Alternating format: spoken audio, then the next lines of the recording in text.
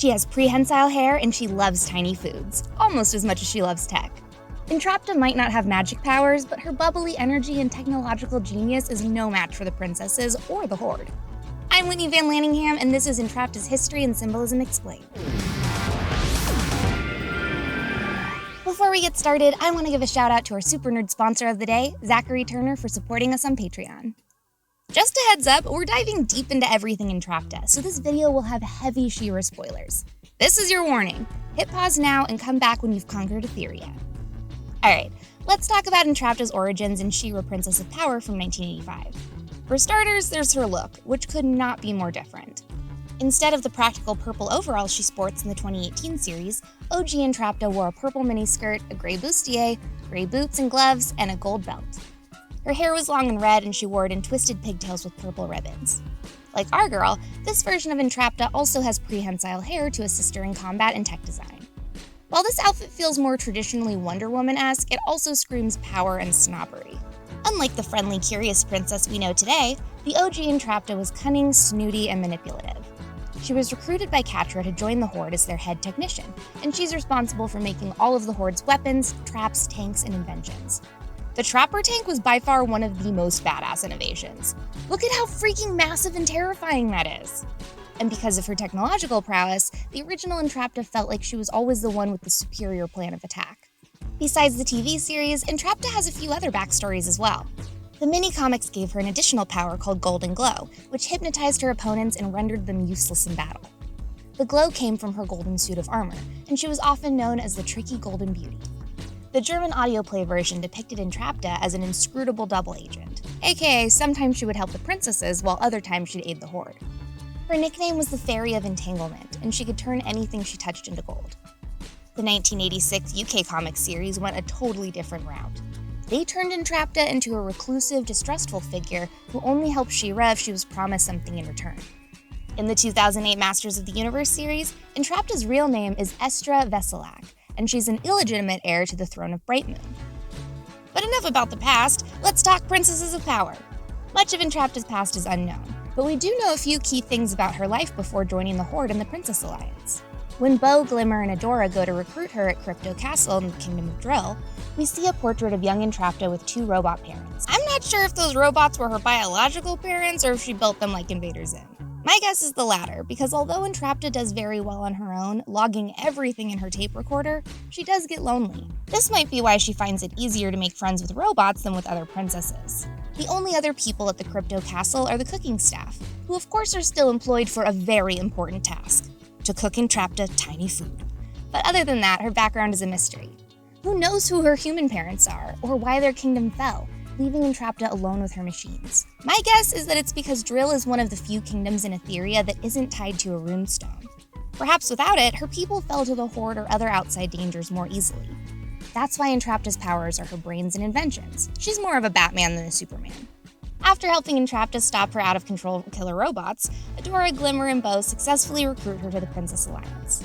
But on their first group mission to rescue Glimmer from the Horde, Entrapta gets distracted by a robot in the Fright Zone and wanders off. When the door shuts behind her and bursts into a full backdraft, the rest of the Alliance assumes that she's dead. Reluctantly, Glimmer, Bo, and the rest of the gang make the executive decision to grab Adora and get the hell out of Dodge. Adora insists on going back to find her at first, but the rest of them sadly reassure her that Entrapta is 100% definitely dead. But surprise! Of course she's not! While she was inspecting her new robot friend Emily, Entrapta managed to escape the fire by hiding in the vents. When Catra and Scorpia find her, they prey on her insecurities to convince her that she's too different to fit in with the rest of the Princess Alliance.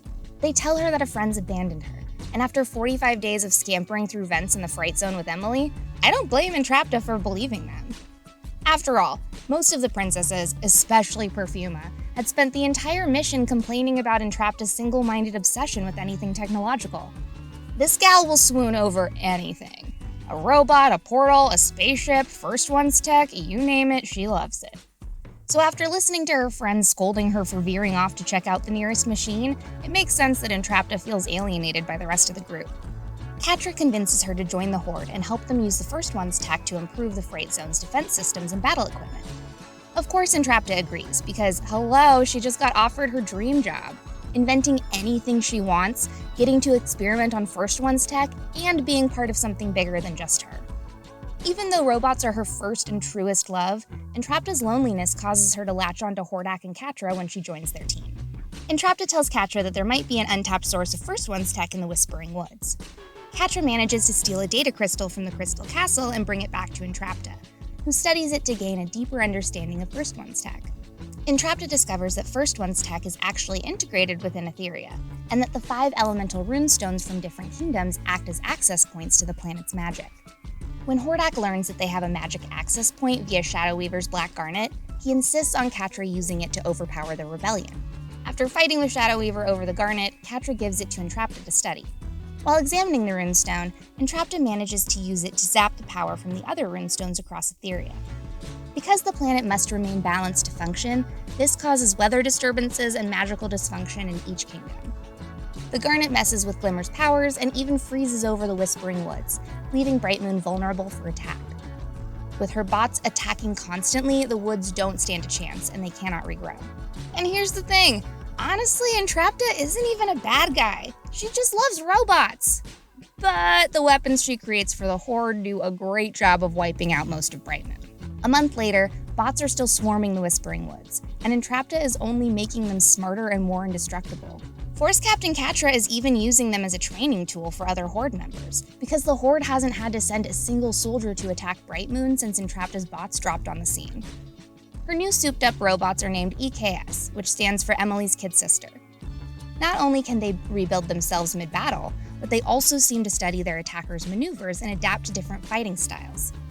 These babies aren't interested in destroying more woods. They're here to study the rebellion. Luckily, Bo manages to capture one to study it, and when he busts it open, he's shocked to find that it's powered by First One's tech. This can only mean one thing. Oh my god, Entrapta's alive! Who knew? I mean, everyone except the rebellion, I guess, but that's a really big twist for them. Of course, as her poor baby bots are being destroyed, Entrapta appears to be in physical and emotional agony. I feel really bad for her. She loves them and they're all just getting ruined. Entrapta hands Drill over to Scorpia and Catra as part of her new place in the Horde. Man, people really just give kingdoms to Hordak pretty easily. Scorpia's family gave him the Garnet and their land. Now Entrapta is just gifting him Drill? Even if your new friends are really cool, you still shouldn't give them your entire hometown after only hanging out for like a month. Racked with guilt, Bo and Glimmer set out to rescue Entrapta from the Crypto Castle. They decide to hold Catra hostage and use her as a bargaining chip to get Entrapta back. But when Catra FaceTimes Entrapta, she reveals that she isn't being held captive at all. The Horde basically lets her do whatever she wants as long as she helps them, and her love of robots supersedes her previous attachment to Adora and the princesses. Although she doesn't go back to the rebellion when given the opportunity, Entrapta does begin to grow closer to Hordak. Unlike Catra, Entrapta doesn't try so hard, and she goes into all of her interactions with Hordak not really caring what he thinks.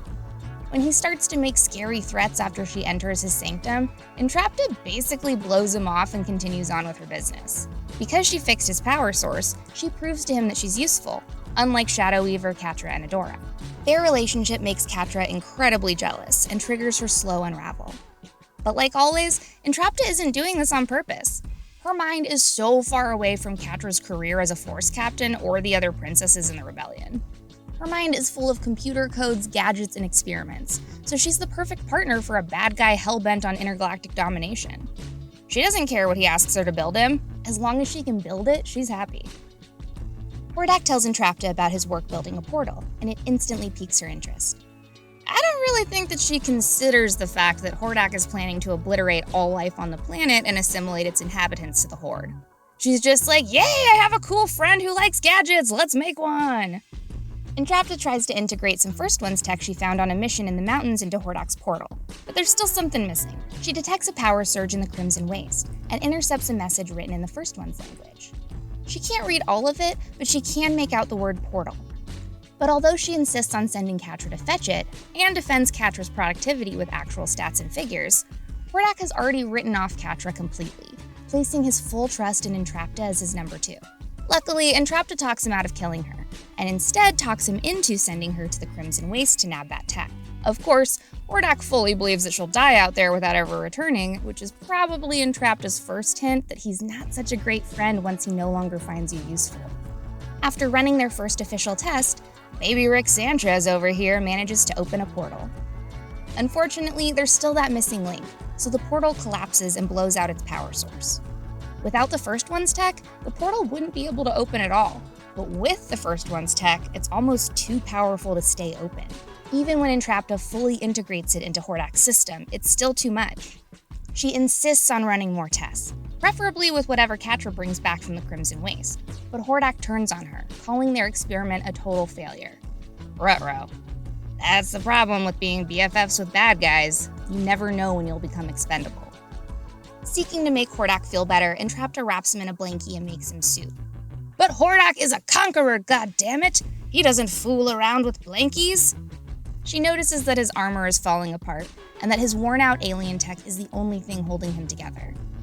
After insisting that he tell her everything, he gives his whole backstory. That he's a clone and that he used to be Horde Prime's top general. But when Prime found a defect in Hordak's cloning, he deemed him worthless and cast him out. This portal project is Hordak's last-ditch effort to try to gain some respect from his elder brother. Kinda seems like Entrapta skips all the galactic domination stuff and fixates instead on the part where Hordak thinks he's a failure because he's imperfect. She explains that imperfections are what makes scientific experimentation possible, and that therefore imperfections are beautiful. She explains that she feels like a failure too. She tried to make friends with the princesses and they abandoned her, and she tried to befriend Catra, but Catra power-tripped and ditched her also. Hordak is kind of her only friend now, so she does what any good friend would do. She uses the leftover First One's tech to craft him an exoskeleton designed to keep his organic body functioning. This is the first time that Hordak feels any sense of real friendship. Even Catra and Shadow Weaver didn't get to see his vulnerable side like this. Entrapta tries to explain to Hordak that not everything is going to work perfectly overnight, and begs him to continue testing the machine. He admits to her that he really only needs the portal open for a short time, just long enough to send a signal through to Prime. But Entrapta knows that if the rest of the Horde comes to Etheria, Hordak will have to leave with them, and she doesn't want to let her only friend go. Back from the Crimson Waste, Catra delivers Adora and She-Ra's sword to Entrapta and Hordak. The sword will allow Entrapta to bypass the planetary interference from Etheria's magic core to power the portal without any problems. All she needs to do is figure out how to use it. While she runs her tests, Adora pleads with her to stop working on the portal, but Entrapta says she abandoned her and that Catra and Hordak are her real friends. Entrapta decides that she needs to run more tests to make sure that the portal is safe at Adora's behest. But when she does, she discovers that opening the portal will straight up explode the entire planet and unhinge time and space. She decides that scientifically, she can't go through with it. The risks are simply too high. But before she can tell Hordak, Catra knocks her out and puts her on the transport to Beast Island. Entrapta doesn't show up again for most of Season 4, but makes her return when Adora, Bo, and Swiftwind crash land on Beast Island to find the lost Tech Princess. After linking up with Glimmer's dad, King Micah, Entrapta rescues the gang from a gaggle of pukas. Turns out that Homegirl has been thriving in this tech monster paradise. Beast Island is Entrapta's dream spot, and she seems reluctant to rejoin Adora and Bo. That is, until they mention that Glimmer is trying to harness the power of the Heart of Etheria.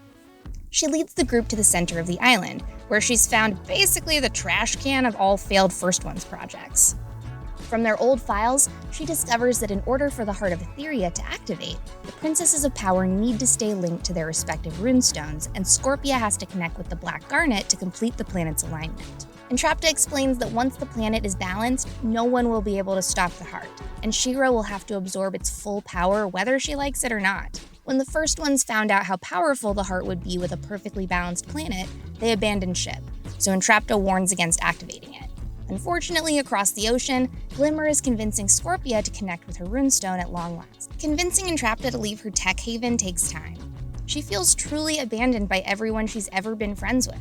She's been bounced around from the princesses to Catra to Hordak, and the only place she's ever found true comfort is with her robots. Robots don't dump you when you're no longer useful or think your obsessions are weird. Entrapta gets robots. She can take them apart, perform scientific experiments on them, and figure out how they work. But because her interpersonal skills aren't as developed as some of the other people in her life, she can't always figure out how people work. It's easier to let Beast Island consume her than to try and fail at friendship again. Thankfully, Bo manages to talk her out of solitude by explaining that friendship is hard work and that no one is giving up on her. She finally caves and decides to leave with them to head back to Brighton. Of course, she instantly loves her decision to go with them, because Bo and Adora introduce her to Mara's spaceship. And when Adora overcomes Light Hope's programming to seal away the heart of Etheria, it becomes Entrapta's job to fix it so that they can blast off to space and rescue Glimmer and Catra from Hordak Prime. Most of the princesses still don't trust Entrapta. She's kinda weird, she keeps forgetting who Glimmer is, and she's so obsessed with going to space that it seems like she doesn't care about their mission whatsoever. But Entrapta decides to gain their trust in the only way she knows how, by intercepting Horde Prime's signal to find his ship and locate Glimmer in space. The other princesses don't get it at first, that this is her love language, and that she really does want to get Glimmer back as much as they do. She just isn't as great at interpersonal communications with humans, but she can still show them love by helping them with her tech skills. Entrapta succeeds at locating Horde Prime's ship, but also intercepts a message that says he's coming back to Etheria with reinforcements. With Mara's ship back in working order, she, Adora, and Bo jet off to space to save Glimmer and Catra. Unfortunately, a few miles into their journey, the ship malfunctions again. Entrapta names the ship Darla and vows to fix her. Her methods are unorthodox to say the least, but she manages to make them all functional spacesuits and fix the ship from the outside. Once the team gets onto Prime's ship, Entrapta finds a clone that she thinks is her Hordak, but when he rejects Hordak's old chip and pulls her pigtails, it's clear that this is the wrong Hordak. Wrong Hordak gets disconnected from the hive mind during the scuffle, and Entrapta realizes that they can use him to help hack the system. She convinces Bo to keep him like a kid would convince you to let them keep a puppy. She just loves robots so much, you guys. After Darla rescues Entrapta and co from Prime's ship, our Hordak finds his old chip that Entrapta dropped while inside. He remembers his name and Entrapta's, giving us hope that their friendship has been kept alive in his heart despite Prime's reprogramming cleanse. In the aftermath, Entrapta delicately performs surgery on Catra's mind control chip while Darla navigates an asteroid field. 10 out of 10 would not recommend, even if the person operating is a technical genius princess. Thankfully, Entrapta removes the chip from its power source, destroying the signal, and Catra finally apologizes for convincing Entrapta that her friends abandoned her, and for stranding her on Beast Island. As Darla approaches Etheria, Entrapta finds a signal and reaches out to the rebels for a status update. Unfortunately, Perfuma responds, warning them of Prime's ship blockade and the fact that most of the rebellion and remaining citizens of Etheria had already been chipped. Natasa, Perfuma, and Frosta are the only 3 princesses left standing, but with the best friend squad back in town, they're relieved to get some much-needed help. With everyone together, they manage to take down Spinnerella and allow Entrapta to operate on her chip. But it isn't as easy to remove as it was with Catra. Spinnerella has been chipped so long that it almost fully fused to her nervous system. If they don't get the rest of the chips off everyone else, the chips will permanently become a part of them.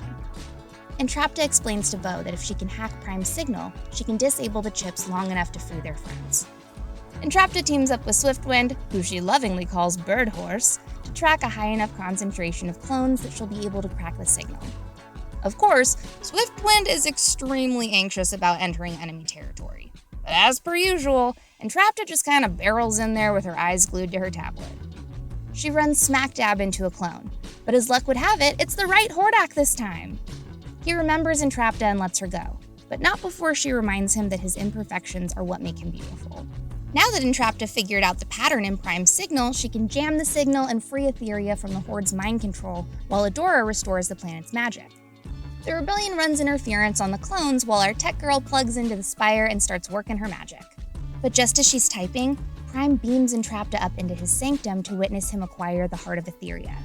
Bo and Milog race to the spire to help her, but when they find her computer setup, Scorpia is there to try and stop him. With the power of friendship, Bo convinces Scorpia to believe in him, and she backs off long enough for him to activate Entrapta's signal jamming device.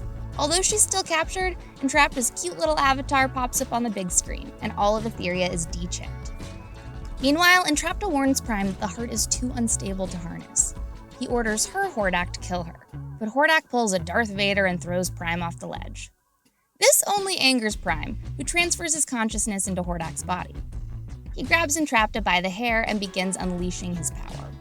Luckily, True Love's kiss restores She-Ra's powers and the day is saved. And sure, She-Ra did most of the heavy lifting at the end. But without Entrapta's coding, Etherea's victory wouldn't be possible. From Entrapta, we learn that you don't need actual magic powers to save the day. Entrapta represents the inner geek in all of us, and proves that if you're passionate about something, that something might just be your very own superpower. But while she's a total whiz at anything technological or scientific, Entrapta does struggle with social interactions. While Scorpia's feelings of alienation from the rest of the princesses stem from her family's dealings with the Horde, Entrapta faces challenges fitting in for other reasons. Showrunner Nicole Stevenson confirmed that Entrapta is on the autism spectrum, so sometimes she deals with interpersonal communication in her own way. For example, Entrapta is incredibly bubbly and always super excited to share her passions with anyone around her, princess, alien, or robot.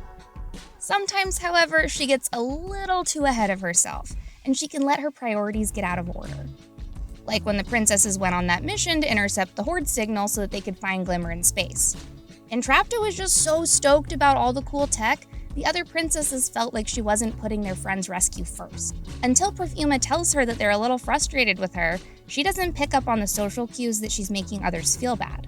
Once she communicates to them that she is taking finding Glimmer seriously, it's all good, and the princesses learn to love and appreciate all aspects of her personality. But despite anyone's hesitance to accept her at first, Entrapta truly loves herself for who she is. Like I mentioned earlier, she believes that imperfections are what make people and robots beautiful. And when Hordak has trouble seizing his individuality, her love and support is what changes his heart. Entrapta is confident in herself and her ability to problem solve. And even though she uses data more than emotion on occasion, her self-acceptance radiates to everyone around her. Honestly, dudes, I want to know what you guys think about Entrapta in the comments. Like and subscribe to Nerdwire, and if you want to be more like Entrapta, start by eating tiny foods.